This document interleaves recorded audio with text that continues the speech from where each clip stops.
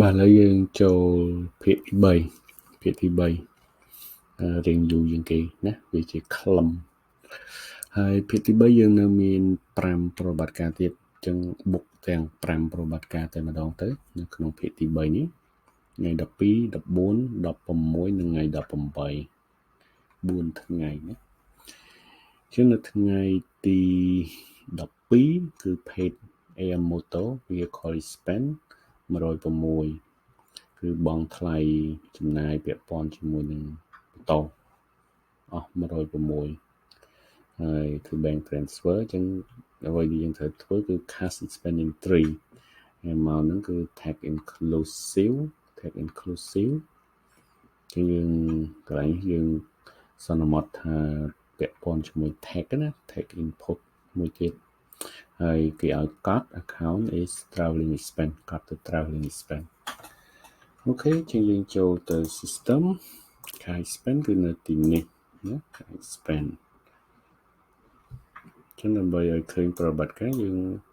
វាយមកដល់ខែ2មកខែ2ខែ1ជើងអូខេ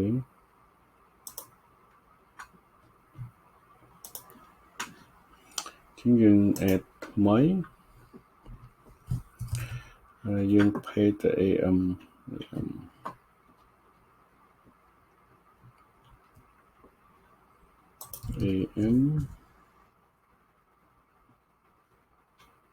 ម៉ូតូយើង pay ពីសិចប្រាក់នេះ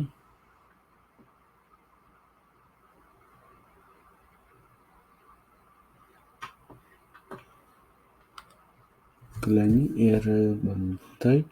វាគួរតែលុប PV ខ្ញុំចូលទៅ change តិច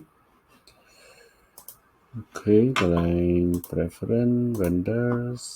នេះយើងនេះត្រូវតាវា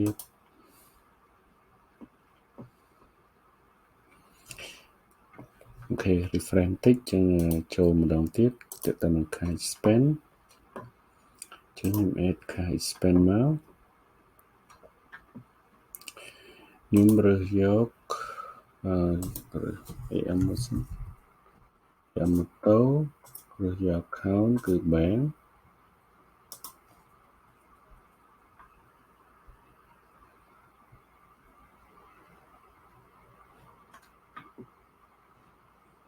ហើយបន្ទាប់មក date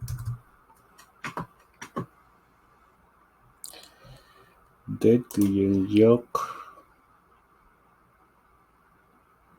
ថ្ងៃ12អូខេថ្ងៃ12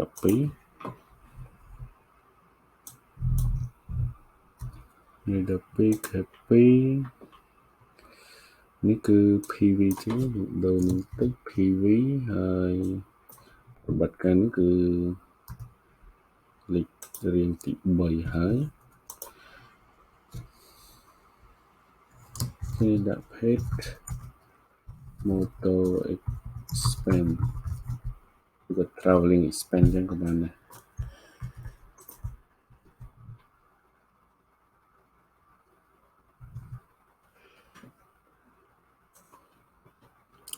អូខេចឹងតម្លៃវាគឺ 106.45 ប៉ុន្តែ amount នេះគឺរួមទាំងពន្ធចឹងយើងត្រូវគណនារក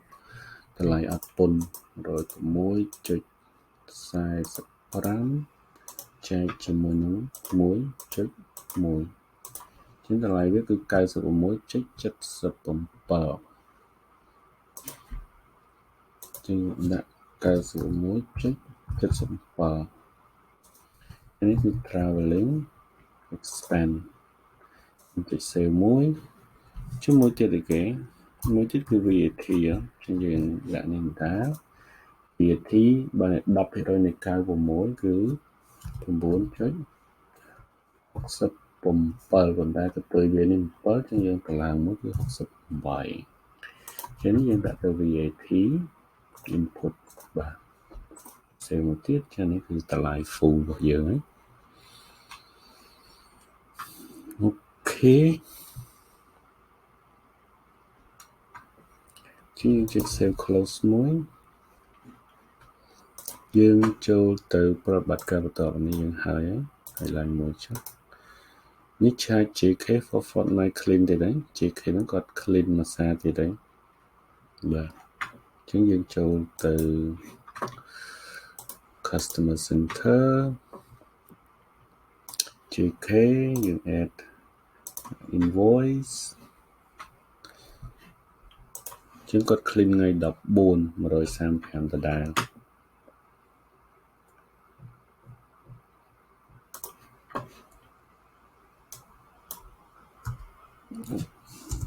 ខែ2ថ្ងៃ14ចឹង cleaning កែនេះរក135ចែកជាមួយនឹង 1.1 122.73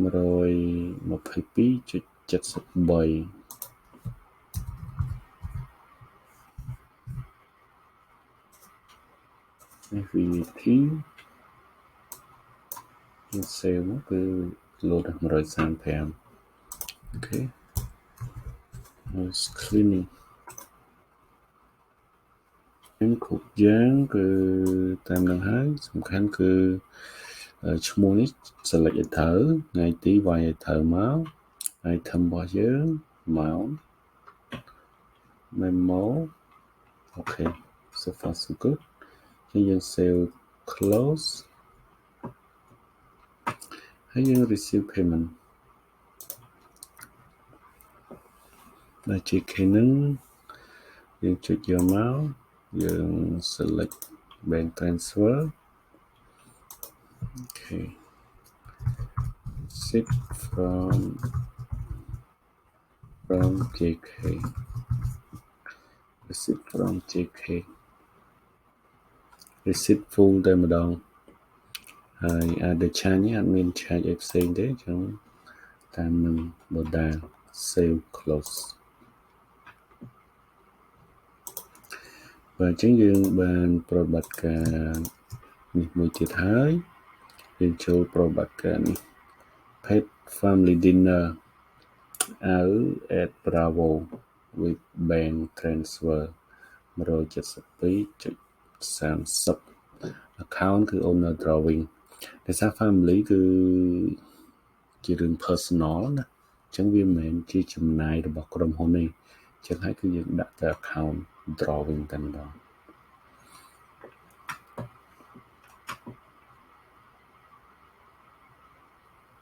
អូខេជាងយើងចូលមកទីនេះគឺយើងប្រើ function នេះគេ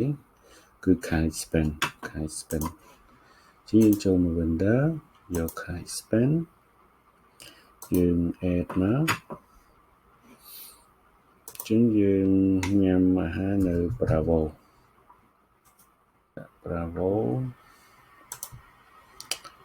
account គឺ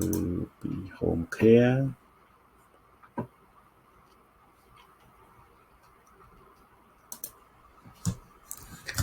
family dinner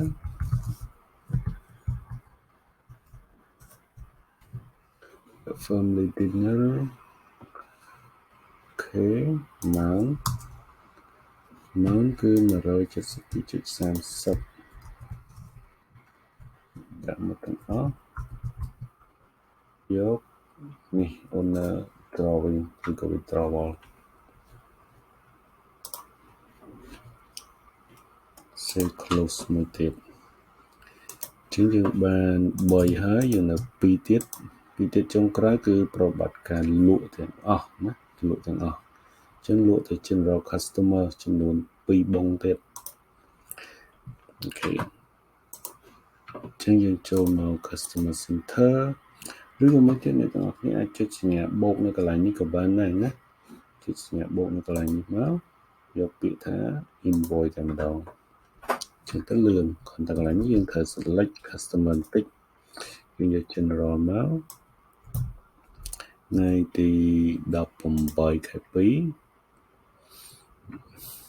ថ term នេះអត់មានទេនេះយើងធ្វើគេ house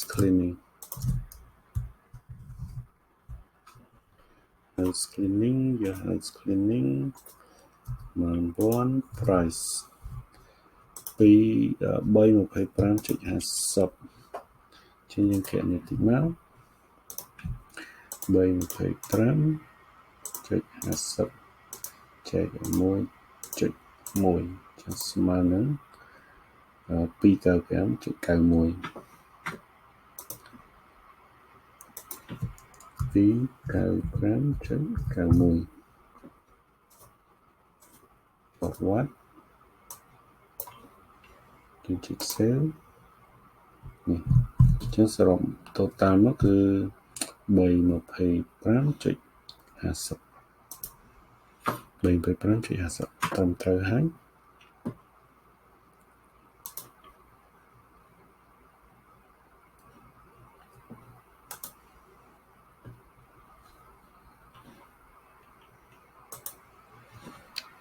ជាងខ្ញុំចុច save close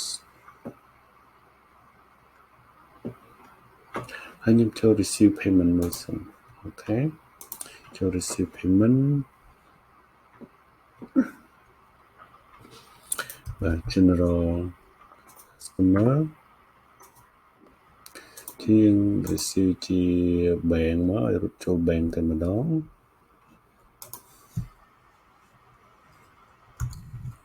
from cleaning អញ្ចឹងទៅ from cleaning ដូចរៀងនេះរត់ឲ្យយើងថ្ងៃទី18 ខែ 2 អូខេដល់ពេលយើងដងថ្ងៃទីកន្លែងខាងក្រោមនេះគឺវាដោះ select ឲ្យយើងដែរអញ្ចឹងយើងសេរីខាងលើនេះហើយណាសេរីខាងលើនេះហើយយើង select មកគឺវាជាប់អូខេខ្ញុំ save close បាទអញ្ចឹងយើងចប់ប្រតិបត្តិការនេះមួយទៀតយើងនៅតែប្រតិបត្តិការចុងក្រោយមួយនេះទេណាចុងក្រោយគឺថ្ងៃទី18 ខែ 2 នេះពាក្យជាមួយទៀតគឺយើងបានចំណូល 287.40 ជាងយើងចូលមកដដែលយើងអាចចូលកន្លែងនេះយក invoice select general customer ថ្ងៃទី18 ខែ 2 due date PO អូខេនេះសេវាគេ gardening ដាក់នេះ gardening នេះ select យក gardening one price ជាងគេមាន tick price នេះ 287.40 ចែកនឹង 1.1 គឺស្មើនឹង 261.27 នេះ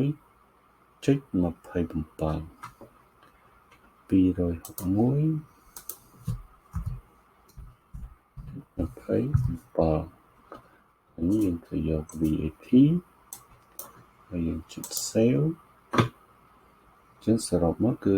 287.40 ត្រូវគ្នាហើយអូខេគ្រប់ព័ត៌មានយើងបញ្ចូលអស់ហើយយើងអាច save close ហើយយើងទៅ receive payment បាន collection យើងយកឈ្មោះ general customers យើងយក payment message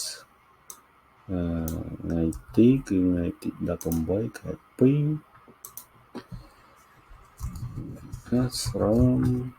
gardening សៀតយកមកអូខេជាងយើងបានបំពេញរួចរាល់អស់ហើយ save close ចឹងការកត់ត្រានៅប្រវត្តិការអាជីវកម្មសម្រាប់ក្រុមហ៊ុនគំរូមួយនេះគឺយើងបានកត់ត្រាអស់ហើយតាំងពីថ្ងៃទី1រហូតដល់ថ្ងៃទី18អូខេហើយជំហានទី3របស់យើងគឺចប់ត្រឹមហ្នឹងហើយជំហានបន្ទាប់យើងនឹងទៅមើលជំហានទី4គឺទៅមើល របាយការណ៍ទាំងអស់គ្នាយើងមានរបាយការណ៍ចំនួន6នេះតើយើងទៅមើលរបាយការណ៍នឹងនៅកន្លែងណាបាទរងចាំនៅវីដេអូក្រោយទាំងអស់គ្នា